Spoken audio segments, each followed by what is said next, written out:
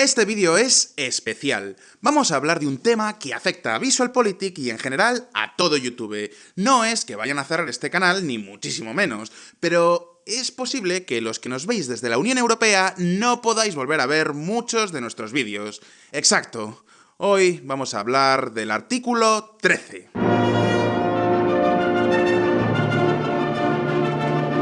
Vamos a dejar las cosas claras desde el primer momento. Aquí no somos meros espectadores que vemos lo que pasa en el mundo y os lo contamos. Para nada. Somos parte activa de todo este proceso. Es más, los que me seguís por Twitter ya sabéis que yo he estado en Bruselas hablando sobre el artículo 13 con los políticos que lo están negociando. Habéis oído bien. A día de hoy no existe ninguna asociación que represente a los youtubers, así que hemos sido por nuestra cuenta un grupo de creadores europeos. ¿Y qué queríamos conseguir? Pues muy fácil, contarles a los políticos de Bruselas todos los problemas que tendríamos si se aprueba este artículo. Para quien no lo sepa, hablamos de una directiva europea para regular el copyright en Internet. Y ya sé lo que os estáis preguntando, ¿qué es exactamente el artículo 13? ¿De verdad es tan catastrófico como nos lo pintan? Y lo que es más importante, ¿qué podemos hacer los youtubers al respecto? Hoy vamos a responder a todas estas preguntas, pero antes tengo que hacer un aviso para ti, sí, para ti, que tienes un canal de YouTube o esperas dedicarte al mundo del contenido online. Quédate hasta el final porque vamos a dar una serie de claves muy importantes. Y ahora sí, vamos a ver un poco de historia.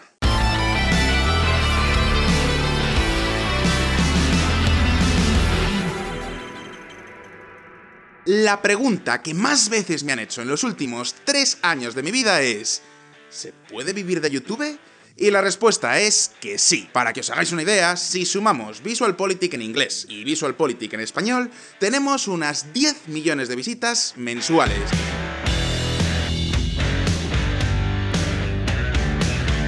Como os podéis imaginar, eso se traduce en algo. Y lo sé, es un tema del que nadie quiere hablar nunca, pero hoy tenemos que hablar de nuestro trabajo. Y por si alguno se lo estaba planteando, no. En VisualPolitik no ganamos como para ser millonarios, ni muchísimo menos, pero sí lo suficiente para que junto a las donaciones de Patreon podamos sacar un ingreso digno que nos permita sacar este proyecto adelante. Y ¿sabéis qué? No somos los únicos. Solo en España hay más de 1000 canales de YouTube que generan suficiente audiencia como para que sus autores tengan algo así como un salario y puedan dedicarse a crear contenido. Y en algunos casos incluso a contratar a gente. Y algo parecido ocurre en otras plataformas como Instagram, Facebook o Twitch. Es decir, que los creadores de contenido online somos ya una industria. Una industria pequeña, sí, pero una industria que tiene más de 1000 trabajadores en España y que genera valor para toda la sociedad. Es cierto, YouTube es una empresa de Estados Unidos, pero el youtuber con más suscriptores del mundo es PewDiePie, que es sueco. Y el youtuber con más audiencia de todo el mundo hispanoparlante es español. Vamos, que en Europa no faltan creadores. Pero, ¿cuál es el problema?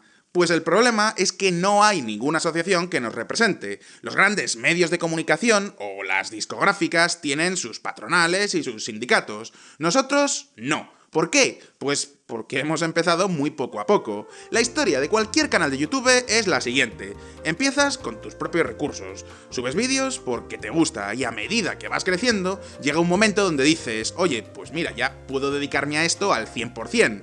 Como os podéis imaginar, a nadie se le pasa por la cabeza montar una asociación que nos defienda por si algún día a Europa le da por sacar una regulación de copyright que nos afecta. Y os preguntaréis, ¿cómo funciona la legislación de copyright ahora mismo en Europa? Pues muy sencillo, nos regimos por la llamada Directiva Europea de E-Commerce, que fue aprobada en el año 2001. Una directiva es una especie de propuesta de ley que saca la Unión Europea, con unas líneas maestras. Después, cada país miembro saca su propia versión de esa ley. En el caso de España, la ley que recoge esta directiva es la Ley de Servicios de la Sociedad de la Información. ¿Y ¿Cómo funciona esta ley? Pues bien, vamos a imaginar que yo subo a VisualPolitik un videoclip de un grupo de música, por ejemplo, de Tasmania, que, bueno, ya sabéis que son buenos amigos de VisualPolitik, pero vamos a imaginar que subo una canción suya sin su permiso. Es decir, estoy haciendo algo ilegal. En ese momento, Tasmania, o la discográfica que tenga sus derechos, me puede denunciar, pero me denuncia a mí. Y me puede exigir que pague una multa millonaria a mí. ¿Cuál es el problema?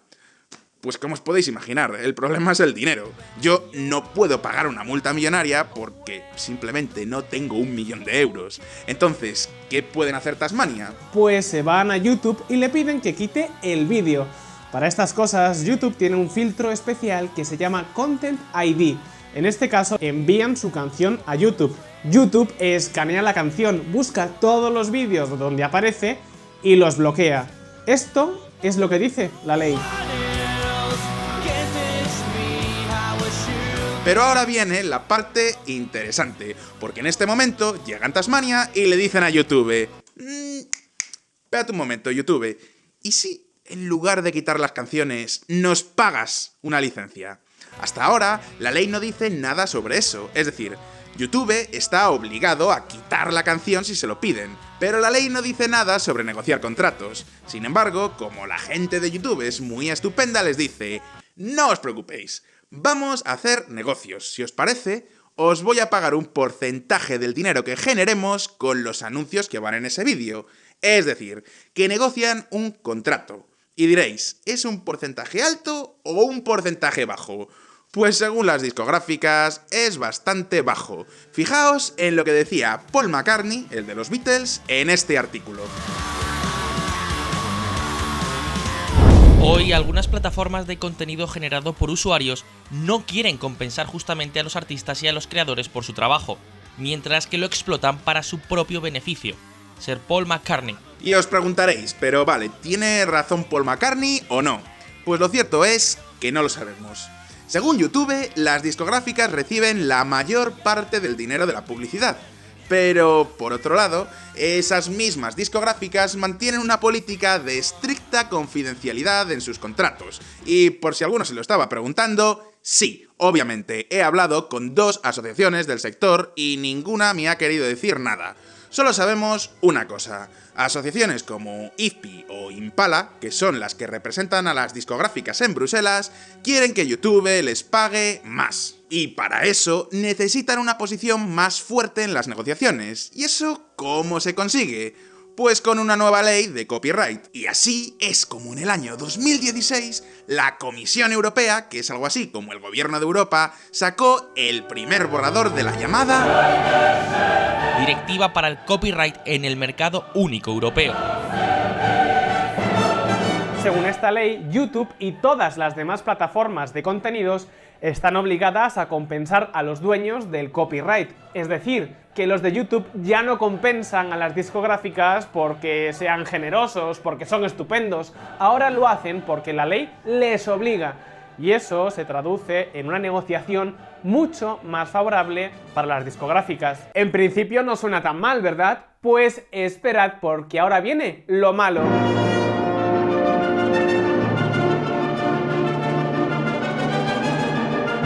El diablo está en los detalles. Como sabéis, la Comisión Europea no puede aprobar directivas, se las tienen que proponer al Parlamento y al Consejo Europeo, y son estas 2 instituciones las que redactan 2 versiones distintas de la directiva, y aquí es donde empiezan los problemas. Los proveedores de servicios de difusión de contenidos realizan un acto de comunicación hacia el público. Artículo 13, párrafo 1. Versión del Parlamento Europeo. Y diréis, bueno, ¿y dónde está el problema en este artículo?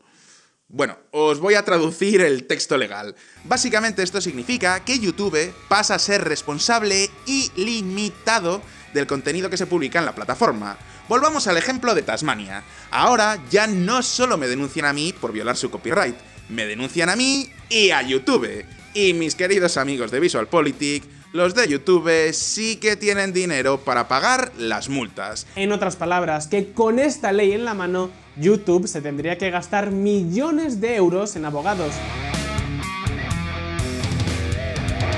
pensadlo bien, cada día se suben a YouTube más de 500.000 horas de vídeo, todos los días. Esos son millones de vídeos. Por pura estadística, muchos de estos vídeos tendrán alguna violación de copyright, y basta con que un solo usuario suba una canción que no debe para que a YouTube le pueda caer una multa millonaria.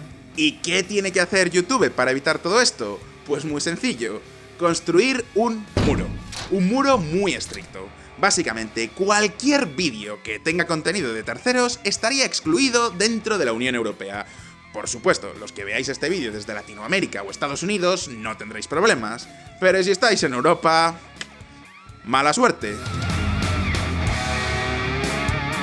¿Y cómo sabe YouTube qué es contenido de terceros y qué es contenido original de creadores? Pues es casi imposible identificarlo. Básicamente, cualquier vídeo que no fuera una persona hablándole a una cámara tendría problemas. Todo vídeo sería ilegal hasta que no se demuestre lo contrario, y eso incluye este mismo vídeo, porque ahora mismo os voy a poner esta fantástica cita de Donald Trump en la CNN. I think you should let me run the country, you run CNN, and if you did it well, your ratings would be much better. If I may ask one other question, Mr. President, if I may. Y ya sé lo que me vais a decir. Chicos, esto no es ilegal. Con la ley en la mano, tú tienes derecho a citar otras fuentes, ¿verdad? Pues sí, tienes razón. Legalmente puedo citar a Donald Trump en la CNN, pero esa barrera que tendría que poner YouTube no es un abogado, es un algoritmo o una red neuronal, y ese algoritmo solamente ve contenido protegido, bloquear. Y lo mismo ocurre si os enseño este trocito de mi videoclip favorito, de Tasmania.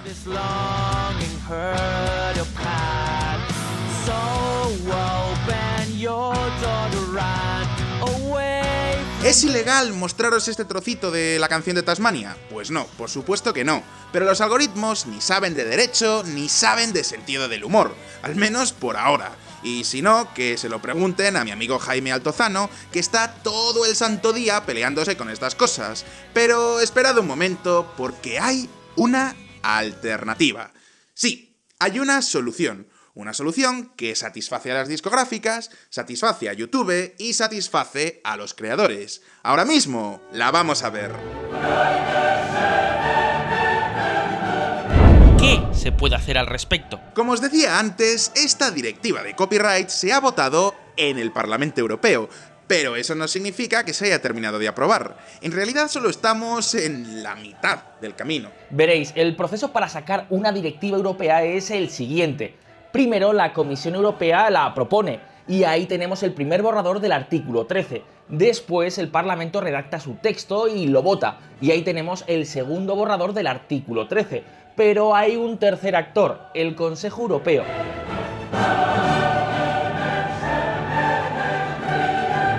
Para que os hagáis una idea, el Consejo Europeo sería algo así como el Senado en España, y ellos también tienen su propia versión del artículo 13. Es decir, que no hay un único artículo 13, en realidad hay tres, el de la Comisión, el del Parlamento y el del Consejo. ¿Y qué pasa ahora? Pues ahora estamos en la fase de negociación, o dicho en lenguaje bruselita, en los triálogos. Imaginad una habitación con una mesa muy grande. Por un lado tenemos al representante de la Comisión Europea, que entra con sus asesores. Por el otro, a los del Parlamento. Y por el otro, a los del Consejo. Todos ellos vienen con sus asesores.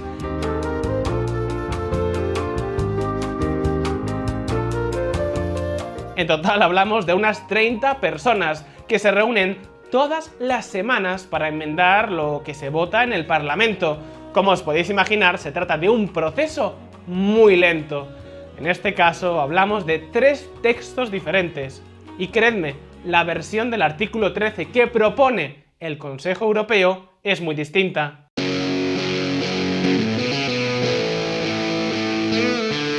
En la ausencia de una autorización, un proveedor de contenidos online no será responsable de la comunicación al público si demuestra que ha hecho los mejores esfuerzos y, bajo notificación del propietario de los derechos, ha actuado de manera expeditiva para borrar o bloquear el acceso a esos trabajos.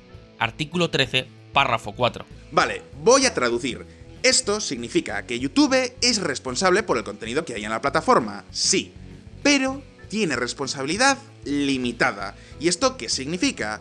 vamos a volver otra vez al ejemplo de Tasmania. Con esta ley, YouTube estaría obligado a informarles de que puede haber canciones en su plataforma, y les tiene que preguntar si quieren que las bloquee o si quieren que se les pague una licencia. A partir de ahí, la discográfica de Tasmania tendrá que meter todos sus datos y metadatos en un formulario. De esta forma, ese filtro que tiene YouTube, que se llama Content ID, ya sabe lo que tiene que rastrear porque se lo han dicho. Pero no solo eso, según esta versión del artículo 13, si YouTube demuestra que ha hecho todo lo posible para proteger el copyright, no se le puede demandar. En otras palabras, que YouTube ya estaría contento porque evita todo ese riesgo jurídico. Sí, vale, tendría que pagar más a las discográficas, pero no se pasaría el día en los juzgados. Por otra parte, los youtubers también estaríamos contentos porque ya no tendríamos ese muro que se lleva a casi todos nuestros vídeos. Y finalmente, esta versión también garantiza que las discográficas puedan negociar en igualdad de condiciones con las plataformas online.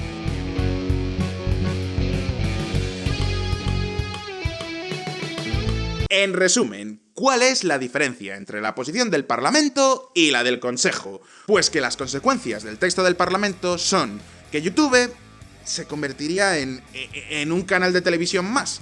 Solo los grandes creadores podrían sobrevivir. ¿Por qué? Pues porque son los únicos que pueden pagarse un abogado que les gestione su copyright para que YouTube les deje subir vídeos. Pero existiría un muro imposible de cruzar para cientos de miles de pequeños creadores. Sin embargo, existe una forma de hacer un acuerdo justo para todas las partes. Y en esencia, de eso es de lo que trata la política. Y os preguntaréis, ¿qué vendría después? Pues después de que se negocie esta directiva en los triálogos, se vuelve a llevar al Parlamento. Ahí tiene que ser votada a favor o en contra. ¿Cuándo se votaría? Pues no lo sabemos, porque depende de lo que tarden en negociar. Lo cierto es que una vez que se hubiera ratificado en el Parlamento, habría que llevarla a los parlamentos nacionales, es decir, cada país miembro de la Unión Europea tendría que sacar su propia ley siguiendo las guías de esta directiva. Y ahí es donde volvemos a entrar los creadores online. Y sí, os estoy hablando a vosotros, los que tenéis un canal. Sí, incluido tú, Dala Review, que seguro que me estás viendo. La próxima semana vamos a hacer un directo aquí, en VisualPolitik. Ahí vamos a responder a todas las preguntas que tengáis sobre el artículo 13. He hablado con todas las partes, incluidas las discográficas, YouTube, el Consejo Europeo, la Comisión Europea y el Parlamento. Y si algo he aprendido, estando una semana entera en Bruselas, es que hay un montón de estereotipos con respecto a lo que es un creador online. De entrada, nadie nos ve como lo que somos, un sector económico con muchas pequeñas empresas. Y como nadie sabe que hay miles de personas que trabajamos y que vivimos de esto, nadie se imagina la cantidad de gente que se iría al paro si se aprueba una mala regulación. Así que apuntaos la fecha. 5 de diciembre a las 7 de la tarde, hora española. Os espero a todos en directo. ¿Dónde? Pues lógicamente aquí en VisualPolitik. Y como siempre, si os ha gustado este vídeo, dadle a like, suscribíos al canal, dadle a la campanita para que os lleguen todas las actualizaciones y, bueno, pues compartidlo con vuestros amigos. Un abrazo y hasta pronto.